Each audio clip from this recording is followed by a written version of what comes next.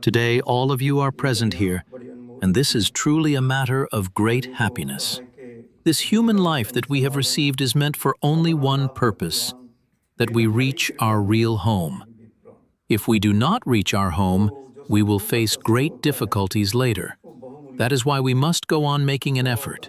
We must keep trying again and again. And whatever time we are able to spare, we should put it into bhajan and simran, into the sound and light meditation and remembrance. My master also used to say this again and again. He would say, "Some of you people do not meditate. And all right, even if you don't, still I will take you.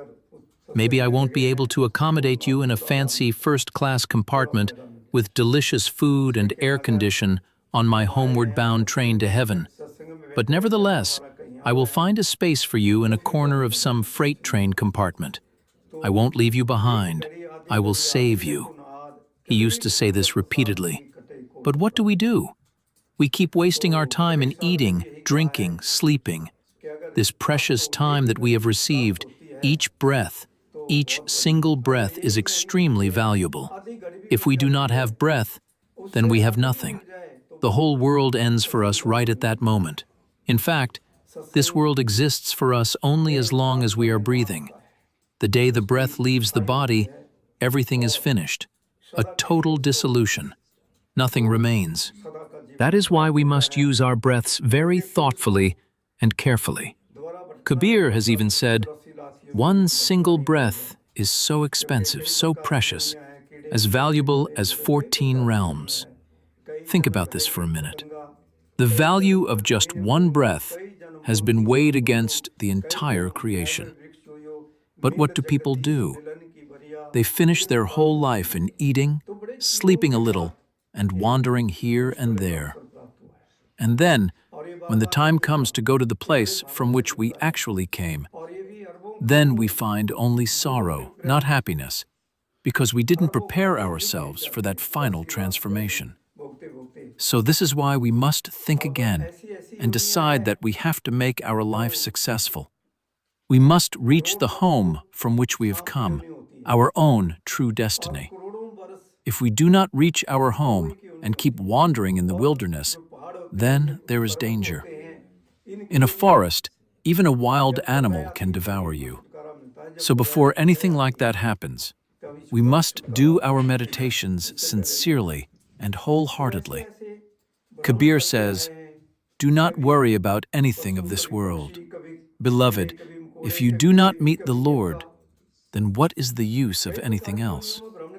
I have done countless actions, countless karmas, and these karmas tie me into bonds." And Kabir was right. If we remain tied in these bonds, if we do not become free from them, then what can possibly happen? We remain stuck. That is why, until we remove our karmic chains, we cannot be free. And these bonds can only be removed through spiritual earning, through spiritual effort. We must reach the Guru. We must become God in man. We have to become that. Because when the Guru comes into this world, he comes for only one purpose, to make everyone like himself. He gives us that teaching.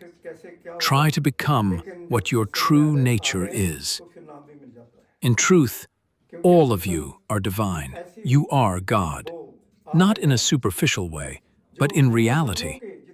So you have to become that. And you will become that only when you reach your true home. And you will reach your destiny only when you accumulate spiritual earnings. Right now we have fallen very low. From these depths, rising upward is very difficult, extremely difficult. But if you are fortunate to meet such a saint, such a great guru, who gives you even a little gift of inner attention, a little grace, and lifts you from below to a higher point, then you are truly blessed. Once he brings you to that point, from there, you have to walk forward. And when you begin to walk from there, you have found the path. You must hold on to the path of the Shabd, the inner sound current, because only through that sound current can we reach our eternal abode. This journey we are living now, this lower journey, is not the real one. This is just an illusion. The real journey begins only when we start earning spiritually. The real sound is that which lifts our consciousness out of the body and carries it upwards to that eternal abode from where we originally descended. And once we reach there, then there is no more deception, no kind of fear, no dread. Then our life becomes filled with peace, filled with true happiness. Even Jesus Christ said the same thing. He also gave the same knowledge to human beings. Listen to the secret song, the secret sound that is inside you, the real song that sings by itself, and He who made everything is the one who is expressing that song. How beautifully Jesus explains in His teachings. Listen to the secret sound that is flowing inside you, that current vibrating within you, the melody that is resounding without any instrument, without any support. Connect your consciousness with that inner sound. The more you listen to it, the more progress you will make. With each moment of listening, you rise higher. Because right now, what we hear below is just the lower region.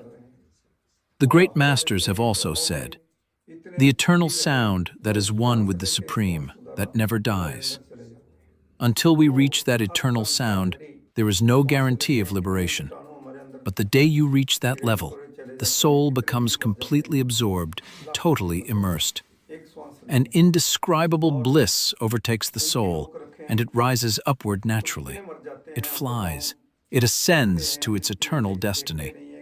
And once the soul reaches there, it needs nothing else, because all the power, all the grace, all the gifts of the Supreme manifest within it. Until we catch hold of the essence of that sound current, we remain trapped in illusion. So we must hold on to that inner sound current. The saints say, "This body is the temple of the Lord, and within it, the jewel of divine knowledge is revealed." And they are right. This body itself is the temple of God. He is sitting inside it. The body is the temple of God. You are the temple of God, and God dwells within you and is always there for you. The Master, the Lord, sits inside this temple. He is not far away outside anywhere. He is closer to you than even your own breath. Now, the Guru has come into your life. You have also received the path. But until you actually walk on that path and reach your destination, how will you progress further? Again, Kabir has also said the same thing. Without knowing the essence of that sound, no one can cross over. Yes, and until we reach that very essence, we may think we are experiencing great joy. We may feel that our inner sound is rising, but this is still the lower region. Even this lower sound can be consumed by the binding power. The higher sounds are beyond the reach of any negative force. Nothing can touch them. That is that sound current we must hold on to. That is the state we must reach. And once we reach the eternal sound, then our life is fulfilled, completely successful. But the world runs according to its own ways. Some people go to temples, churches, or synagogues. Some go elsewhere. Everyone is searching in different directions. But going to a temple does not help, because that temple is built by whom? It is built by you. You even place a stone idol there. But where are you looking? You are searching outside, thinking perhaps the Lord is sitting in that temple, or in the sky, or underground. But the Lord is with you, within you, closer than close. All you need is to withdraw your attention a little from the outside world and direct it within. The moment you do that, your inner sound will begin to resound. And once the inner sound begins to become audible to you, you will reach your true home, very easily, very comfortably. The Guru shows us three essential paths. The path of Simran, that is the repetition of the mantra. The path of Dhyan, that is the meditation on the inner light. The path of Shabd, that's meditating on the inner sound. When your Simran mantra becomes mature, your dhyan, your inner seeing, automatically develops. When in dhyan, the seeing meditation, your concentration becomes steady and mature. The divine melody, the inner sound, awakens. And by holding on to that melody, we can reach our true home, our eternal destiny. Then there is no deception left. Kabir says, "Where the divine is present, deception cannot exist." Yes, that's true. Where that sound current is, nothing can mislead you. Your work is accomplished. When you were in your eternal abode, you were in perfect bliss. There is no birth there, no death, no old age, no disease, no one small or great. Everyone remains in one pure state of oneness, forever. There is no need for food or drink. There, the soul is nourished by the sweetest, most blissful nectar. That is also your true source of energy. And when you return to that abode, there is no lack, no deficiency. Everything is complete. Everything is there for you. Because who are you? You all are the immortal children of God. That immortality is meant for you, but you are not able to recognize what your true nourishment is. We just think, all right, let me eat whatever. Just let me do this, or let me do that. Why should I change my ways? Nobody should tell me what to do. I know what I like. But by doing so, we are only piling more and more karmas upon ourselves with each life. Whatever you eat is also made of a certain element. The fruits you eat are also made of a living element. The water you drink is also a living form. Whatever you consume, everything is life forms only. So, when do we ever become free from all these entanglements? It's impossible. We only become free from these debts when we connect with the inner light and the sound current in meditation and reach our true abode. And this opportunity now, this human birth, is the only chance we have been given to attain that state. That is why it is said, "He who misses this chance will come back and suffer again and again." What can be said? Only through the Guru one receives the substance of the inner sound current. So if you receive that substance in the form of the divine sound current, then eat as much as you like, drink as much as you like, enjoy life. After that, there remains no kind of entanglement for you. Here, a human being is caught in many kinds of sufferings. Many kinds of diseases are stuck to him. Here, there is nothing but sorrow. Nanak says, "The whole world is in sorrow. Only the one whose support is the inner sound current is truly in peace." Yes, the entire world is suffering. But who has become happy? The one who has received the support of the divine sound inside. Only that person has become happy. No one else has ever become happy. Only those who have meditated on the inner sound current. So the one who has attained that, only he has attained freedom. The rest, all of them, again will fall very low, will have to go to the lowest regions where they suffer heavily. Right now, everything seems to be still fine and okay. We celebrate some big joys thinking, I am like this, I am like that. But when the messengers of the angel of death arrive, they will show you your birth register and say, "Okay, buddy, come on, my dear, now it is your turn to go." And then one has to go. There is simply no choice. The saints explain to us to wake up. Come on and wake up. This is the time to awaken. For once you fall asleep again, then what can be done for you in this life? So when the messengers of the angel of death and justice arrive, they catch you and take you away. Then there is a lot of suffering. But the people of the world think, just let me do whatever I want. I'll cross that bridge when I come to it. At the most, I'll only face a day of suffering. It doesn't really matter. But it doesn't happen in one day. Literally ages pass in that process. So, when the angel of death and justice arrives, no courage will remain in the body. After it strikes and takes a life away, tears will fill the eyes. People will gather near. Pain will fill their hearts. Mother, father, sons, kids, sisters, and brothers, all your relatives will be sitting around. Who will go along with you? No one goes with your body. While your soul falls into the pits of the darkest region, O human, awaken from this now. Forgiveness may still be granted. What a great warning has been given here from the saints. Wake up now. Wake up from this setup. Otherwise, that moment is not far away. It is approaching, and then you will have to regret. This here is called the mortal world. Here, the time we have to stay is very little. But that abode of ours, where we would truly live, there, our lifespan is extremely long, extremely long. And there is no kind of trouble, no kind of sorrow, no kind of suffering. Life becomes eternal. But we do not want to make this effort. Why? Because we keep thinking, let me talk for a while. Let me spend my time eating and drinking. Let me spend time sleeping and do whatever I feel like doing. Don't tell me about these things. I don't want to hear about that. And in this way, time passes. And in the end, again we leave this world empty-handed. We had come here for meeting the Lord. We had come to meet the Supreme Being and put an end to our sufferings forever. But instead, we got stuck in the middle, just like the sun.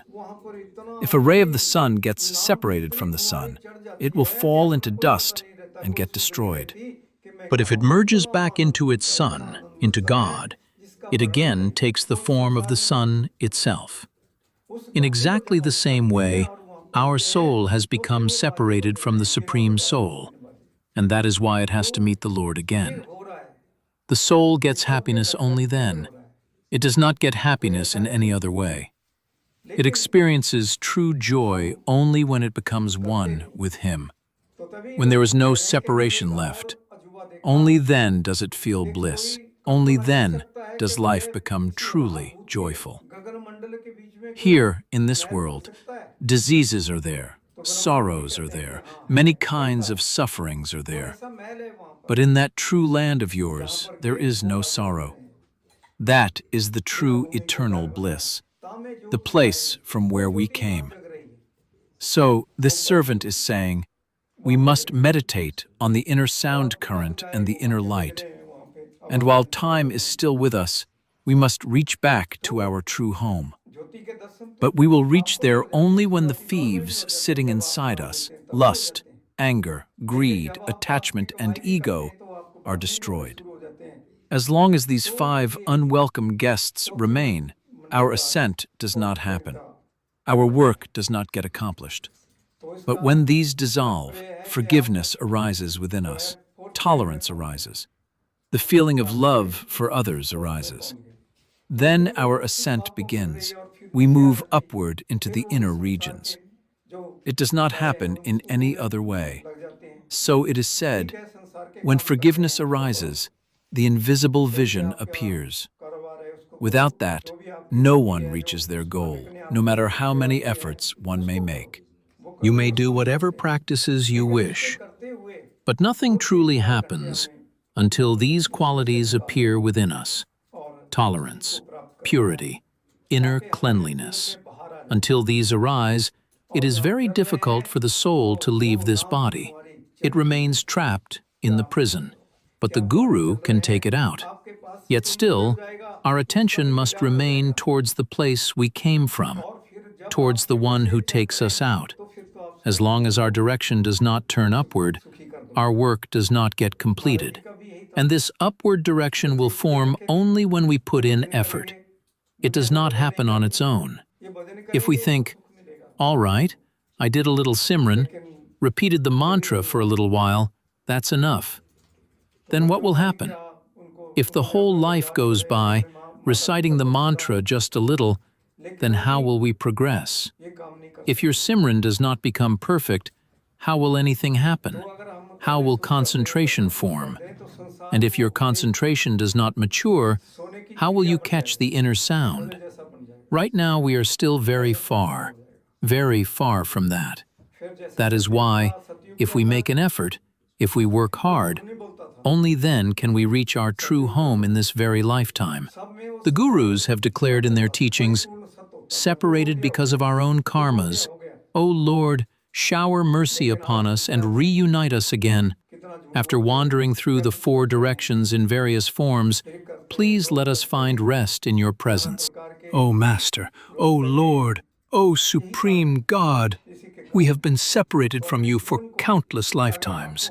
Lifetime after lifetime of separation, sometimes in one species, sometimes in another, sometimes as insects, sometimes birds, sometimes elephants, in countless forms, as trees, as plants, wandering in countless births. But now you have shown mercy and given us this human body. Now please shower one more grace. Grant us the Guru. Make us meet the Guru. If in this birth we do not meet the Guru, if we do not receive the connection with the inner sound current from the Guru, then who knows how many ages and ages we will have to wander again and suffer. We will move in circles again and again, and who knows when our turn will come again, or whether it will come at all. And even when your turn comes, if we do not recognize the Guru, if we do not know the Guru's path, then again we will wander. That is why, now that we have received this human body, we also have to understand that without the Guru, nothing is possible. Without the Guru, O my soul, without him I will suffer and perish. But I searched and found my Guru. Without him, the whole world is burning. Only those are truly fortunate who come to know him. Without him, there is no real life at all.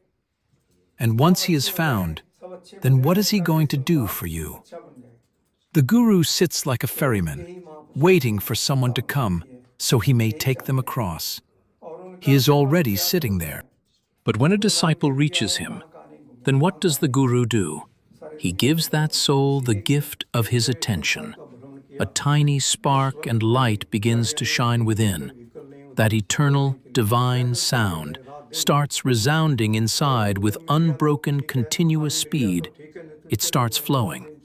And when that disciple practices and meditates regularly, then the true inner sound manifests. That sound pulls us. It has the great power of a magnet.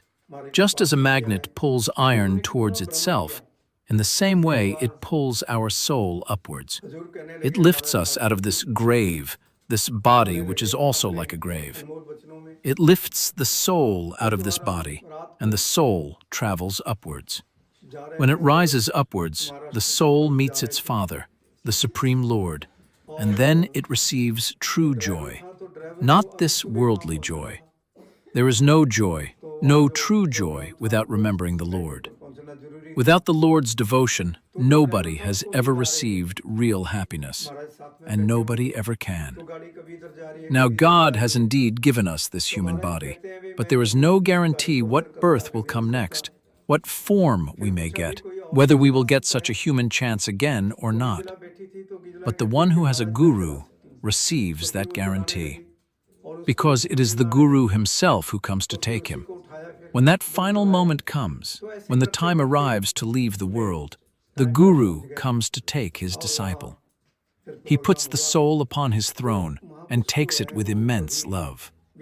But the one who has no Guru, for him, the messengers of the angel of death and judgment will come to take his soul away. Then he will have to suffer for his wrong deeds.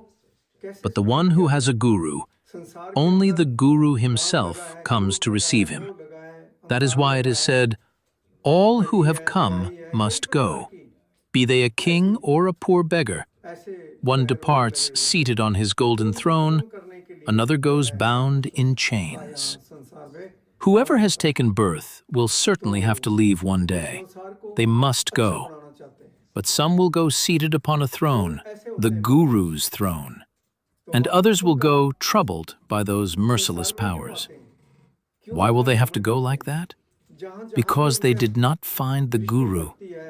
If he is not found, then nothing is achieved here. That is why it is said, a very touching line, "May I never meet the one without a Guru. Let me rather come across a sinner 1,000 times."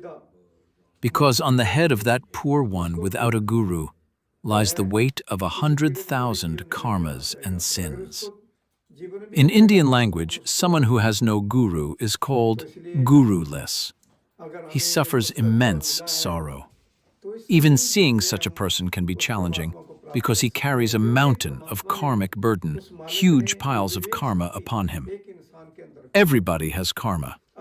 But the one who finds the Guru, on the very first day, the Guru wipes away all his accumulated karmas. Only our current fate, the karma on which this life is based, only that karma still remains with us. And even for that karma, the Guru instructs, from now onward, act like this and that. And if we follow his words, act according to his command, then no new karma forms. Karma stops forming. The chain breaks, and then we can go to our true home without having to pay for anything. Even if some karma still remains, even if some very heavy karma is there, the Guru softens it, he reduces it, he makes it lighter, and then we can pay it off easily. The one who is on the path and does spiritual earning, real inner earning, he reaches his true home, and all his lineages, all his ancestors who have fallen into those darkest realms before him, they too are redeemed. Such blessing arises in him. The holy Indian scriptures describe the person who has arrived beyond the senses and has attained the supreme bliss by meditating on the inner light and sound as that one who redeems all the generations of his lineage, even if they were stuck in the lowest realms. That's how powerful he becomes, a true hero, a true heroine who liberated their entire lineage. And then, in the next verse, it is explained, the lineage becomes supremely pure. Blessed is the mother who gave birth to that soul. Blessed the earth on which that soul walks. This limitless, blissful soul, when merged in the Supreme, becomes one with God. Yes, that is true. When such a soul, full of infinite divine bliss, merges into the Supreme Lord, it becomes the very form of the Lord. And whoever comes under his glance, even his gaze carries holy nectar. Wherever his eyes fall, life is granted. Such is the blessing. So why do we not want to become like that? Why do we not want to attain such a state? Or do we want to remain like this, just stuck here? A little sorrow comes, we become sad. A little happiness comes, we become proud. I am so happy. I am great. I am this. I am that. But after a short while, sorrow comes again, and we fall down again. But these cycles of sorrow and happiness, they end only when both are transcended. Then there is no sorrow, no happiness, because such dualities are not needed anymore. In this human life, joy and sorrow are like two wings. But if a person remains only happy, he will forget God. That is why sorrow also exists. It is said, everyone remembers God in sorrow. No one remembers him in happiness. If someone remembers him even in happiness, then why would sorrow ever come? In happiness, no one does remembrance. Sorrow is given for this very reason, that in sorrow a person wakes up, remembers God's name, and becomes truly happy. This is how it works. This here is the region of the negative power, the binding power. And in this world, there is such great deception. That negative power never wants a human to remain happy. It always puts some sorrow or the other. It is said, everyone has one sorrow or another. Only God's servant is truly happy. So who becomes happy? The one who meditates on the inner sound current, the one who remembers that divine sound. It is said, the priceless jewel of Nam, that sound within, is only found with a perfect living master. From that highest guru comes the radiant jewel. Yes, that priceless treasure is with the guru. And when one receives it, life becomes peaceful and filled with joy. The guru proclaims, "Dear brother, dear sister, take the sound current. You will be uplifted right away. In just 20 minutes, you will be united with the one from whom you have been separated for so long. You will be granted his vision. Come and see for yourself." But still, people don't believe it. They lack trust. Some people say, "We don't want to give up our habits, you know. We cannot take this spiritual path." But then there are also at least some who say, "If I can meet the Lord here today, right now, that will be so wonderful." And such people, they will succeed. The one who thinks, "Let it be, for now I'll just carry on with my life the way I want. I'll see to all of this later." Such a person only harms himself. That is why I say, drink the nectar inside. Drink the elixir of the sound current which is meant for you. See what your life becomes then, what immense happiness you receive. So attain that.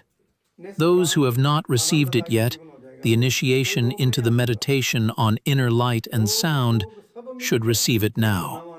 Right now. Take it today, those who haven't received it yet. Today. Start today. Don't delay it. Only then can our life become truly happy. Otherwise, there is no real happiness for us. It is all sorrow, sorrow of many kinds.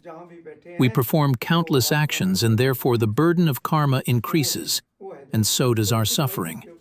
And when karmas become heavy, then bondage is unavoidable. One has to bear sorrow. Then diseases also come. So if we want to protect ourselves from diseases and suffering and be happy, then we should meditate on the inner sound current, and our lives will start to turn around.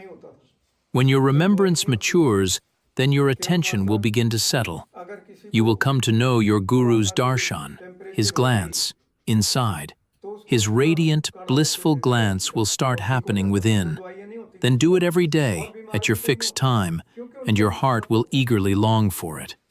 You'll wait for the moment to sit down and behold your guru within. For the guru's radiant glance is something beyond description, so joyful and blissful. Go and get that holy glance every day. So all right, you have listened to my discourse, my satsang, as we say in India.